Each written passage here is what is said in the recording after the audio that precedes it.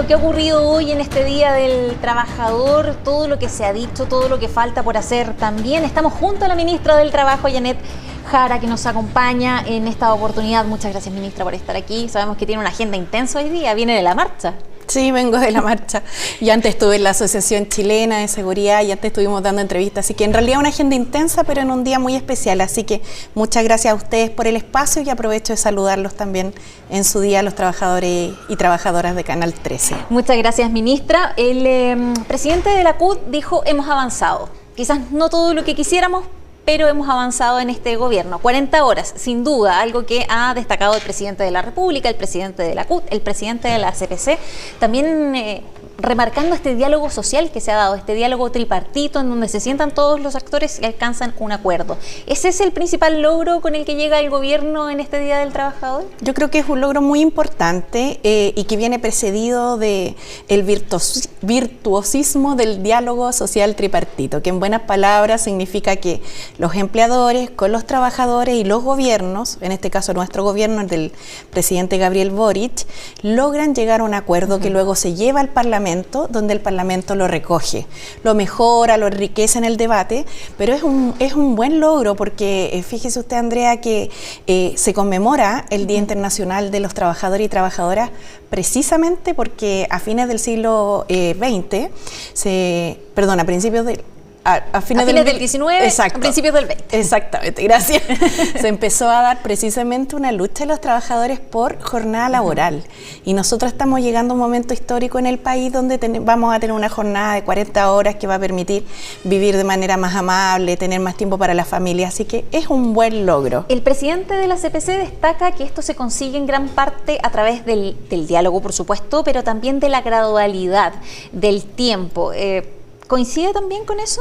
Bueno, lo cierto es que el proyecto desde hace 6 años atrás, cuando lo presentaron la diputada Carol Cariola, nuestra ministra Camila Vallejo, el senador Daniel Núñez, también consideraba una implementación gradual de 5 años, pero no estuvo la voluntad en ese minuto para avanzar en él. De hecho, se le tildó de imposible, se le ridiculizó, hubo una oposición muy dura al respecto. Hoy día, qué bueno que quienes lo apoyaban al principio y quienes nunca lo apoyaron hayan dado un paso, ¿cierto? Y estemos todos juntos en esta mesa en la cual pudimos sacar adelante el proyecto. ¿Y esa suma? Pero siempre se contempló una gradualidad. Yo creo que es bueno dejar las cosas bien transparentes, digamos, sobre la mesa. Ministra, ¿y esa suma de voluntades estará disponible para debatir el salario mínimo? ¿No se consiguió tener listo el proyecto? No se consiguió que fuera ley, digamos, este 1 de mayo, pero ¿está en la voluntad para avanzar ya pensando en el próximo año? Bueno, yo quisiera señalar que respecto al tema del salario mínimo, como tenemos un compromiso en el programa de gobierno, que es llegar a los 500.000 pesos, es un tema que es muy relevante para la vida de las personas, porque las personas las familias viven de su sueldo, y llegar a fin de mes un poco más tranquilo, es necesario también. Por eso nos habría gustado tener el proyecto prontamente aprobado, porque esto le permitiría tener certeza a la familia de cuánto va a ganar a fin de mes, certeza a los empleadores de cuándo van a tener que pagar a fin de mes, pero entendemos que hay una preocupación por las pymes que no es contradictorio con subir el salario mínimo a 500.000 pesos. Así que esperamos acelerar el trámite legislativo a partir de la próxima semana, porque esta semana el Parlamento está en las regiones, los parlamentarios, y que no se entrampe, digamos, porque en realidad yo creo que la voluntad está, salvo que alguien no quisiera que el salario mínimo avance a 500.000 pesos en 2 años. Y no he visto por lo menos una manifestación de aquello. Sí hay una preocupación por las pymes y hay que solucionarlo eso. Otro tema que se toca hoy, lo toca el presidente de la República, tiene que ver con la reforma previsional. Sí. Él dice no se puede dejar de lado el componente solidaridad. ¿Cómo se va a encauzar ese diálogo, ese acuerdo en el Congreso? ¿Están en una mesa técnica solo? Oficialismo, con la ADC, el PDG. Y el PDG. ¿Cómo se encauza esa conversación? Sí, ha sido difícil encauzarla, Andrea.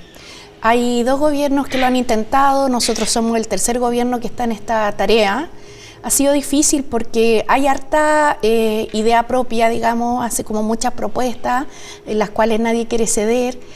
Por otro lado, hay también presión de la industria de la AFP por seguir manteniendo su negocio, pero para nosotros como gobierno lo principal es poner el foco en los jubilados. Creemos que una vez que pasemos este proceso eleccionario el 7 de mayo, donde las pasiones también se exacerban un poco, podamos convenir un acuerdo que permita darle tranquilidad a las familias de cuánto van a tener cierto como un ingreso de jubilación cuando sean mayores. Y esto se va a hacer con la misma lógica que hemos estado planteando, ¿no?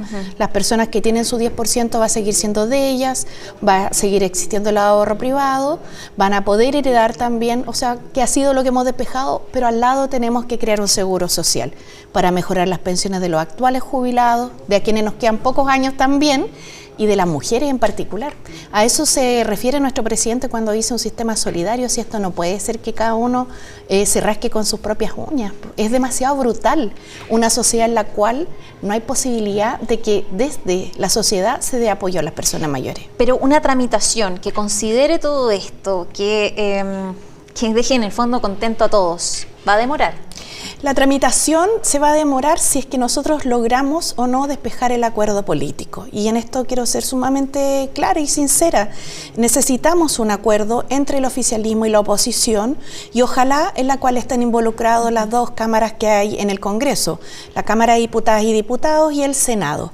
¿Por qué? Porque las personas llevan mucho tiempo esperando.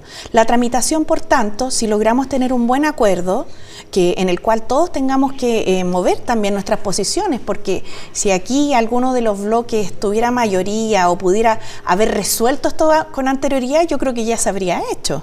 El tema es que tenemos que llegar a un buen acuerdo que nos permita avanzar rápidamente en la tramitación legislativa, Andrea. Ministra, y en paralelo hay otras discusiones. Hay 7 proyectos para retiro total o parcial de fondos previsionales. ¿Cuánto demora que esté esa discusión también al medio de otras discusiones? Sí. Yo diría que no resolver la reforma de las pensiones es algo que nos puede generar muchas dificultades, ¿no? En el nivel de vida de las personas mayores o incluso eventualmente en que alguno de los retiros pudiera avanzar, lo cual sería muy nocivo para la economía y para las pensiones. Tenemos la claridad de que nos ha costado ajustarnos después de lo que vivimos como pandemia mundial, pandemia nacional, que todavía no acaba de terminar, pero que uno ve ciertas luces al final del camino, ¿no? Y para ir saliendo de eso en temas como la inflación es súper importante también cuidar, digamos, que no ingrese una cantidad importante de dinero nuevamente al mercado, como ocurrió con los retiros, y que nos haga retroceder. Pero las personas también se preguntan ¿y qué pasa con las pensiones? Entonces tenemos el deber de resolver ese nudo crítico y yo creo que hay cierta voluntad dentro de algunos actores del sistema político, no todos por cierto, pero hay cierta voluntad de poder llegar a ese acuerdo, así que vamos a trabajar en eso, continuar trabajando en eso. Y pese a esta postura que manifiesta permanentemente el gobierno y diversos sectores, hay figuras que insistentemente, vehementemente siguen en bueno, esto hay del algunos sexto parlamentarios que lo único que hacen es plantear el tema de los retiros, la verdad. Y yo creo que la labor legislativa y de representación de los ciudadanos es mucho más amplia que eso. La verdad es que para algunos les resulta muy rentable promover estas iniciativas que son populistas, pero que no son responsables con la vida de las personas. ¿Cómo vamos a resolver las contingencias que las personas tienen a punta de sus fondos previsionales? Un retiro no va a solucionar los problemas de desigualdad en el país, no va a solucionar el problema de las pensiones, por el contrario, los va a agudizar. Esa es la dificultad en la que estamos. Y yo creo que es bueno pensar en una sociedad en la cual la protección social se puede hacer cargo de las personas mayores y no tenga cada uno que andar resolviendo sus problemas con sus propios fondos de pensiones. Ministra, en su experiencia, porque se le ha destacado como una figura dialogante al interior del gabinete a propósito de lo que se consiguió con el proyecto de 40 horas, ahora ley, se le destaca como una figura dialogante, llega en una buena posición incluso en las encuestas, lo destaca también el presidente de la República. Desde su experiencia, ¿cuál es el factor clave para alcanzar estos grandes acuerdos que hace un tiempo parecían imposibles, con una agenda enfocada también en la seguridad, en el desarrollo económico, en la recuperación de la economía? ¿Qué cree que es clave desde su experiencia como ministra para que esto se replique o se expanda más allá del Ministerio del Trabajo en otros temas? Yo creo que es importante el apoyo ciudadano. Creo que las 40 horas es un fiel reflejo de eso. Una medida de política pública que le hizo mucho sentido a las personas en cómo esto iba a impactar en su vida y sin duda el avance que en esta materia llevaron adelante los trabajadores de la CUT, de la coordinadora por las 40 horas, es un ejemplo de que a veces las cosas cuestan mucho que salgan adelante.